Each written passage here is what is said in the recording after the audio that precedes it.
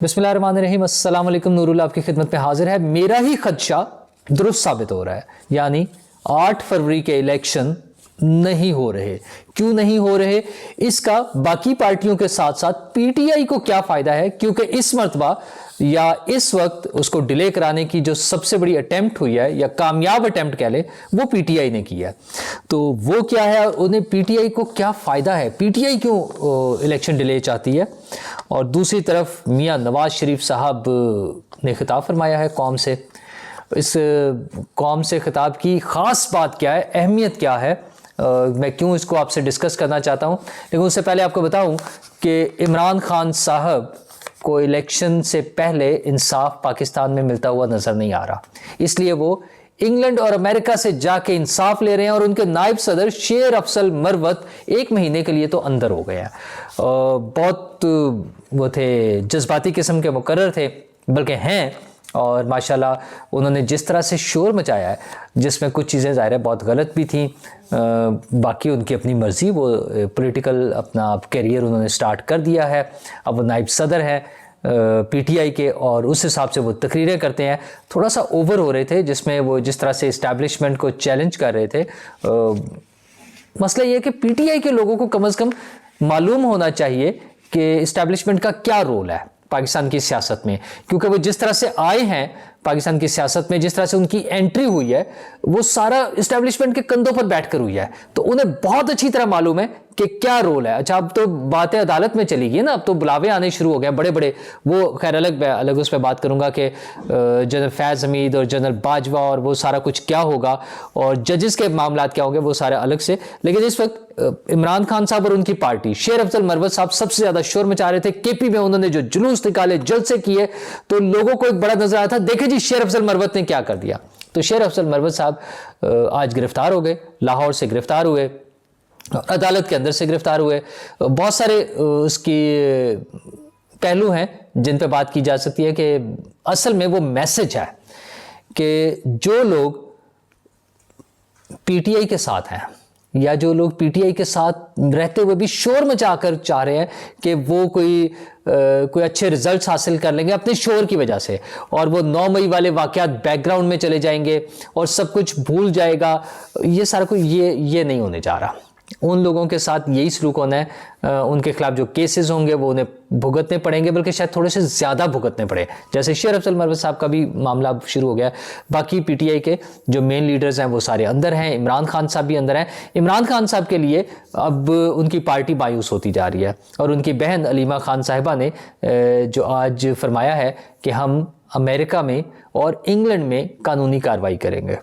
अच्छा, उसके भी दोनों इश्यूज है कि एक तो वो इंग्लैंड में करेंगे और एक अमेरिका में। तो अमेरिका में जो वो करना चाह रहे हैं वो डोनाल्ड लू के खिलाफ करना चाह रहे हैं, अमेरिकी सफ़ीर के खिलाफ भी, और उस अमेरिकी सफारतखार के खिलाफ भी जिसने ये बात की, जिसकी बुनियाद पे वो साइफर आया, और फिर उसके सारा झगड़ा हमने उसको एक साजिश बता दिया।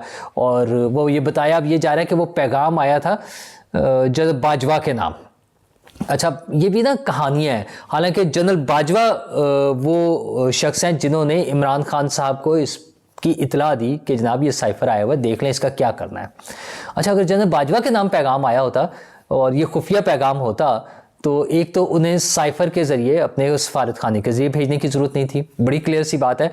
मतलब अमेरिकन डिप्लोमेट्स को या अमेरिकन जो इंतज़ामिया है उनको इमरान खान साहब के और उनकी बहन अलीमा खान साहिबा और उनके वकला के ख्याल में अमेरिकी इंतज़ामिया को ये मालूम नहीं है कि पाकिस्तान के आर्मी चीफ को पैगाम कैसे पहुंचाना है।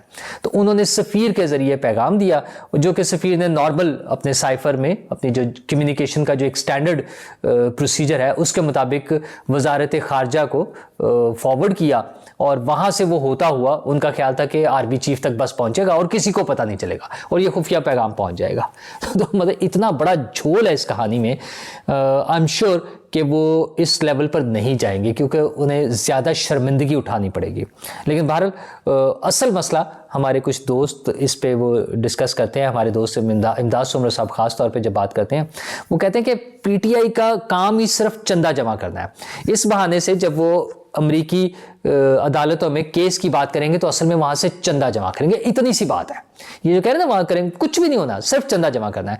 और दूसरा केस वो करेंगे बरतानिया में, और वो केस करेंगे सलमान और कासिम, इमरान खान साहब के साहबजादे। अच्छा, वहां क्या केस करेंगे? जो खबरें आ रही है वो ये कि वो वहां केस करेंगे कि इमरान खान साहब की जान को खतरा है, साबिक वज़ीर आज़म की, उनको बचाया जाए। यानी इमरान खान साहब की पार्टी और इमरान खान साहब और इमरान खान साहब की बहनें और इमरान खान साहब के बच्चे अब ये क्लेम लेके जा रहे हैं कि बरतानिया हमें बचाएगा, बरतानवी हुकूमत, बरतानवी एजेंसीज, बरतानवी इंसामिया, वो इमरान खान साहब की जान बचाएगी। तो वो जो नारा था, हम कोई गुलाम है और गैर मुल्की मुदाखलत। अच्छा, अब जब बरतानिया इमरान खान साहब को बचाने पाकिस्तान आएगा तो ये मुदाखलत नहीं होगी, या इमरान खान साहब के ख्याल में ये मुदाखलत नहीं होगी, ए बी ये हलाल मुदाखलत होगी। ठीक है, मतलब वो बाकी मुदाखलतें ठीक नहीं थी और ये वाली मुदाखलत जो है वो ठीक होगी और ये जायज़ है। तो कमाल है, इमरान खान साहब पर आफरीन है, ना सिर्फ इमरान खान साहब पर बल्कि इमरान खान साहब के सारे चाहने वाले और उनकी पार्टी और सब लोग जो है उन पर कमाल ही है वैसे। अच्छा, लेकिन इमरान खान साहब का मुकाबला भी हो रहा है और वो मुकाबला कर रहे हैं नवाज शरीफ साहब, और सियासत के मैदान में तो कर ही रहे थे, अब एक और फील्ड में नवाज शरीफ साहब इमरान खान का मुकाबला करने आ गए हैं। और वो मैदान है कम्युनिकेशन का, अपना मैसेज पहुंचाने का, व्लॉग का, कौम से खिताब का। तो नवाज शरीफ साहब ने आज कौम से खिताब किया, झंडे लगे हुए थे और बिल्कुल वही सीन मुझे नजर आ रहा था, याद आ रहा था जो इमरान खान साहब करते थे कि अचानक वो आते थे, सामने बैठते थे और एक खिताब शुरू कर देते थे। अच्छा, नवाज शरीफ साहब को तो चाहिए अब प्रेस कॉन्फ्रेंसेस करें, उन्हें तो चाहिए अब वो पब्लिक में निकले, जलसे करें। ज़ाहिर अब इलेक्शन का टाइम आ गया है, जो टेंटेटिव प्लान था उसके मुताबिक तो इलेक्शन का टाइम है, लेकिन नवाज शरीफ साहब घर बैठकर वो प्रॉम्प्टर पर पढ़ के, वो हमारे उसमें होता है ना जो मीडिया में एक स्क्रीन होती है जिस पे एक टेक्स्ट चल रहा होता है और हम देख के सामने पढ़ रहे होते हैं जब हमने रिकॉर्डिंग करानी होती है। खैर कुछ दोस्त हमारे कराते हैं, मुझे तो उसका मौका नहीं मिलता या मैं उसमें इंटरेस्टेड नहीं हूँ। हमारे हबीब अकरम साहब समटाइम्स उसको पढ़कर बोलते हैं, बहुत से लोग हैं तो वो आसानी हो जाती है, जैसे न्यूज़ कास्टर पढ़ते हैं, चलिए यूँ कह लें कि उनके सामने न्यूज़ चल रही होती है स्क्रीन पर और वो उसको पढ़ रहे होते हैं, वो हाथ में कागज़ नहीं होता। ऐसे आज नवाज शरीफ साहब ने भी वो पढ़ के किया, लेकिन उस किताब में कोई नई चीज़ नहीं थी। हाँ, उन्होंने अपने पुराने दुख ज़रूर दोहराए, उन्होंने जिन मुश्किलात का सामना किया, जो इश्यूज़ उन्होंने देखे हैं, उन सब के हवाले से उन्होंने बात की और उनका पैगाम यही था कि अवाम को इस मुसीबत से निकलना है। उन्होंने कहा मेरे साथ सिर्फ ज्यादती नहीं हुई, पूरी कौम के साथ ज्यादती हुई थी और सब ने इस मुसीबत से निकलना है। और जो सबसे बड़ी अदालत है वो 25 करोड़ लोगों की अदालत है, 25 करोड़ लोगों की JIT है जो 8 फरवरी को होगी और उसमें फ़ैसला हो जाएगा। और नवाज शरीफ साहब को उम्मीद है कि ये फ़ैसला उनके हक़ में होगा और वो ये इलेक्शन जीत जाएंगे। लेकिन कौन से इलेक्शन, क्या इलेक्शन हो रहे हैं? देखिए 8 फरवरी अनाउंस थी, मैं आपसे बार बार बात करता रहा हूं कि अगर इलेक्शन हो गए तो, और आज फाइनली एक बड़ा स्टेप हुआ जिसमें कोर्ट में स्टे हो गया है DROs और ROs की जो अपॉइंटमेंट हुई थी उसके खिलाफ। और उसके बाद जो अब फाइनली इलेक्शन कमीशन की तरफ से जो एलामिया जारी हुआ है उसमें उन्होंने कहा कि इलेक्शन का अमल रुक गया है और इसके जिम्मेदार हम नहीं, यानी इलेक्शन कमीशन नहीं है बल्कि PTI है। तो PTI की मुदाखलत की वजह से, PTI के एक दरखास्त की वजह से, PTI के एक स्टेप की वजह से इलेक्शन का प्रोसेस रुक गया।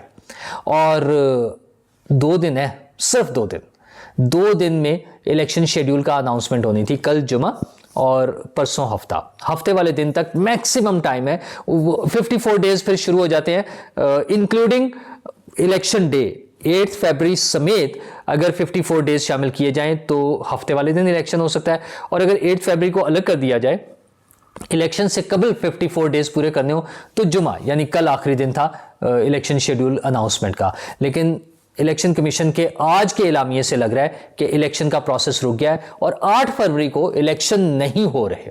अब कोई और पार्टी चली जाए कल सुप्रीम कोर्ट में या किसी भी अदालत में और वहां जाकर ये दरख्वास्त आ जाए कि आप फौरी सुने और बताएं कि इलेक्शन क्यों नहीं हो रहे, क्यों रुक रहे हैं, तो फिर और बात है। अदरवाइज अब 8 फरवरी को इलेक्शन नहीं हो रहे और इलेक्शन कमीशन ने यह भी वाजे कर दिया है कि हम सुप्रीम कोर्ट में नहीं जा रहे इस फैसले के खिलाफ, हम इस पे सोचेंगे, सोच विचार करेंगे और फिर हम इस पे स्टेप लेंगे, हम आइन और कानून के मुताबिक चलेंगे, लेकिन हम कल सुप्रीम कोर्ट में नहीं जा रहे। तो इसका मतलब यह है कि कल इलेक्शन कमीशन तो नहीं जा रहा, तो अगर बाकी कोई और जाता है तो क्या फौरन एक दिन में उनको सबको समन कर लिया जाएगा? पॉसिबल तो सारा कुछ है, लेकिन क्यों, किसको जरूरत है? देखिए, मैं बार बार एक बात कहता रहा हूं, काजी फाइज ईसा के अलावा सिर्फ एक बंदा है जो चाहता है कि फौरी इलेक्शन हो जाए और 8 फरवरी से लेट ना हो, एक दिन भी लेट ना हो, और उस बंदे का नाम है काजी फाइज ईसा। उसके अलावा किसी का मसला नहीं है।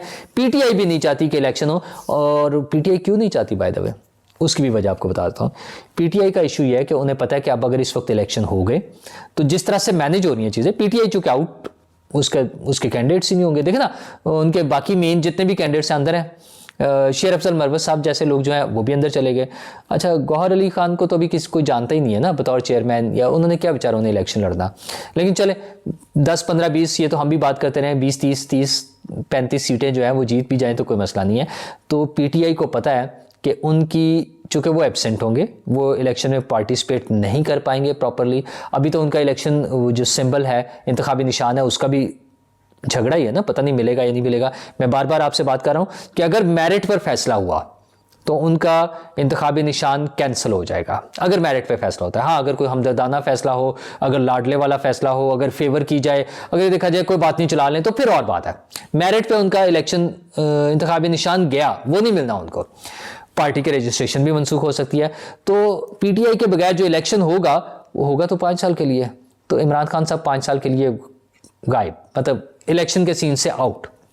अच्छा, तो फिर इमरान खान साहब को क्या फ़ायदा? और माशाल्लाह वो एज फैक्टर भी तो है ना, हमारे जो सीनियर लीडर तीनों हैं, इमरान खान साहब, नवाज शरीफ साहब, आसिफ जरदारी साहब, माशाल्लाह अल्लाह ताला उन्हें सेहत और ज़िंदगी दे, लेकिन अपनी सेहत के साथ भागते दौड़ते काम करना और उसमें चलना, तो उन्हें लगता है कि यार ये 5 साल और इंतजार करना ज़्यादा टाइम हो जाएगा।